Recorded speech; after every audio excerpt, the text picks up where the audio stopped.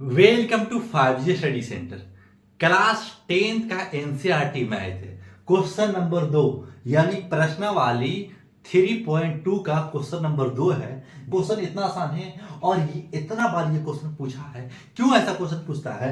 कि दो इक्वेशन दे दिया है, दो समीकरण दे दिया है और इसमें से पुट करके एम का वैल्यू, एम का मान पूछता है। तो ये क्वेश्चन बच्चे को समझ में नहीं आता है कि हम x का वैल्यू निकालें कि y का वैल्यू, यहाँ तो x y का वैल्यू लिखेगा, यहाँ तो m लिख रहा है। लेकिन कंडीशन तो यहाँ दे दिया है ना कि यहाँ x का वैल्यू आएगा तो x की जगह पुट कर देंगे, y का वैल्यू आएगा तो y की जगह पुट कर देंगे और m का वैल्यू आराम से मान पुट कर दे देंगे, है ना। तो इस तरीका से करना है। अब बच्चे इस वीडियो को देख रहे हैं, कोई भी बोर्ड वाले हो, यूपी बोर्ड वाले हो, राजस्थान बोर्ड वाले हो, मध्य प्रदेश बोर्ड वाले हो, छत्तीसगढ़ बोर्ड वाले हो, चाहे झारखंड बोर्ड वाले हो, बिहार बोर्ड वाले हो, कोई ऐसा भी हिंदी मीडियम वाले बोर्ड भी जो ऐसा क्वेश्चन को बनाकर जरूर आए, क्योंकि ऐसा क्वेश्चन पूछेगा तो आपको दिल खुश हो जाएगा। और जब भी ऐसा क्वेश्चन पूछेगा तो ये 5 नंबर का ऐसा क्वेश्चन पूछेगा। -24 ऐसे लिखा हुआ है। जब ऐसा लिखा हुआ है तो आपको पता होना चाहिए कि जब भी ऐसा रहता है तो समीकरण 1 मानेंगे और समीकरण 2 मानेंगे। जब ऐसे कर लिया ना, समीकरण 1 2 क्योंकि दिया हुआ है, ये दिया हुआ, ये लिखा, बस। अब क्या करना है, हम चाहे x को इक्वल करें चाहे y को इक्वल करें। क्यों इक्वल करना चाह रहे हैं सर? जब भी ऐसा क्वेश्चन देना तो आप पहले इक्वल कर करके आसानी से काट करके x और y का वैल्यू दे सकते हैं। इसमें कोई मेथड नहीं बोला है कि एलिमिनेशन मेथड बनाना है, कि प्रतिस्थापन विधि बनाना है, कि वज्र गुणनखंड विधि बनाना है। जैसे भी आए क्वेश्चन बना करके सिर्फ हल करके इसको m का वैल्यू देना, बस समझिएगा। तो दो समीकरण हम सोच रहे हैं कि y को हम इक्वल, y को हम बराबर कर लें। तो देखिए ना, हम इसको समीकरण 1 में 4 से मल्टीपल कर लेते हैं और समीकरण 3 में समीकरण 2 में 3 से मल्टीपल कर लेते हैं। क्यों? क्योंकि हम ये दोनों को बराबर करके ये दोनों को जब काट लेंगे ना तो हमें x का वैल्यू आ जाएगा। जब x का वैल्यू आएगा ना तो समीकरण कोई भी पुट कर देंगे तो y का भी वैल्यू आ जाएगा, काफी हो जाएगा। और जब ये 4 से मल्टीपल गुना किया है ना तो ये सभी में 4 से गुना करना पड़ेगा। तो लिखेंगे 4 दूनी 8x, 4 दूनी 8x, 4 क्या 12 प्लस है तो 12y, और 4 से 11 से मल्टीपल करेंगे तो 11 4 44। इतना तक आपको समझ में आ जाना चाहिए। फिर क्या, अब लिखेंगे, अब 3 से ये सभी में मल्टीपल करेंगे। क्यों करें समझिएगा, बस लिखेंगे 3 दूनी 6x माइनस 4 12y और लिखेंगे इक्वल टू -24 या 72।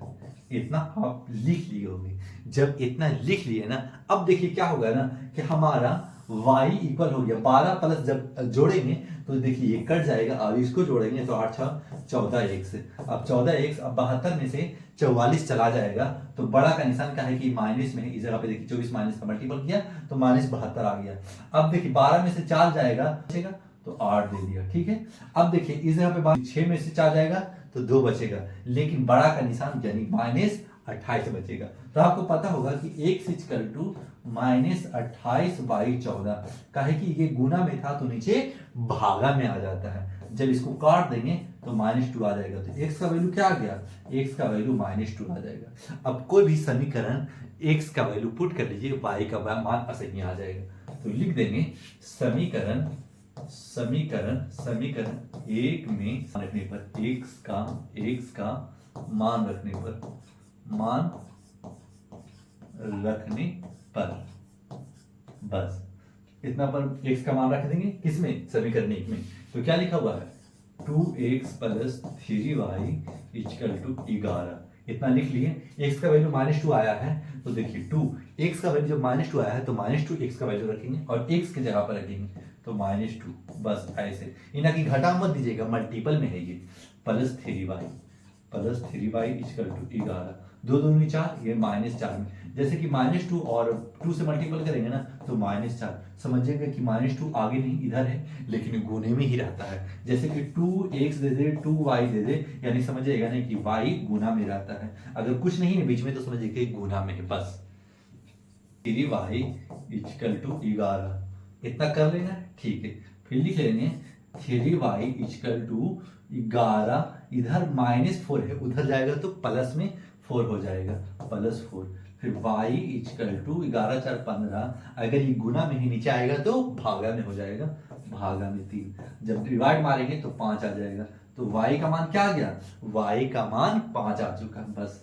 अब y का मान x का भी मान आ गया, y का भी मान आ गया।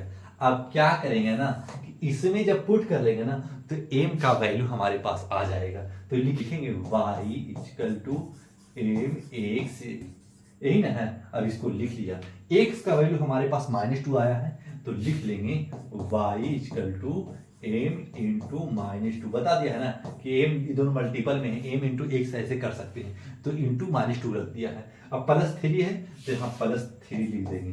क्या y का वैल्यू नहीं पुट किया सर, 5 आया है ना तो y नहीं लिखेंगे, जगह पे 5 लिख देंगे, बस इतना लिख दिया। अब इतना समझ में आ जाना चाहिए काहे कि जो x का वैल्यू और y का वैल्यू आ चुका है तो x का वैल्यू y का वैल्यू इस जगह पे मान रख देंगे, बस जो मान रखेगा उसको पुट कर देना। फिर लिख देंगे इस जगह पे 5, इधर प्लस में 3 इधर ले जाएंगे तो माइनस में हो जाएगा 3, और ये हो जाएगा 2m -2m मल्टीपल करेंगे तो -2m हो जाएगा। बस ऐसे कर सकते हैं, हाँ कर सकते हैं, नो प्रॉब्लम मेरे भाई। अगर इतना समझ में आ गया तो समझ जाइएगा कि ये क्वेश्चन बनकर तैयार हो चुका है। ये हो जाएगा 2, क्योंकि 5 में से 3 जाएगा 2 और -2, और m इक्वल टू क्या करेंगे, m equal to 2y -2 cut जाएगा तो -1, यानी लिख देंगे अतः m का वैल्यू क्या आ गया -1, और ये हो गया आपका कंप्लीट आंसर। सर m इधर है और ये 1 इधर है, कोई प्रॉब्लम नहीं, ऐसे आप दे सकते हैं, नो प्रॉब्लम। अब ये हो गया कंप्लीट आंसर। अगर ये क्वेश्चन समझ में आ गया होगा तो लाइक सब्सक्राइब जरूर कीजिएगा, काहे कि ये क्वेश्चन आप देखिएगा प्रीवियस ईयर क्वेश्चन जो पूछा हुआ है, जो क्वेश्चन बैंक देखिएगा ना उठा के, ये क्वेश्चन को बहुत बार पूछा है। क्यों पूछता है, क्योंकि इसमें 2 इक्वेशन है, उसको हल करेंगे, फिर x और y का पुट करेंगे, तब m का वैल्यू निकालेंगे, इसलिए इतना, और ज्यादा लेंदी नहीं है, आसान क्वेश्चन है। जो भी बच्चे को इस वीडियो को अगर समझ में आ गया होगा क्वेश्चन तो लाइक सब्सक्राइब जरूर करके जाइएगा। तो जाते जाते दीजिए मुझे इजाजत। Thanks for watching.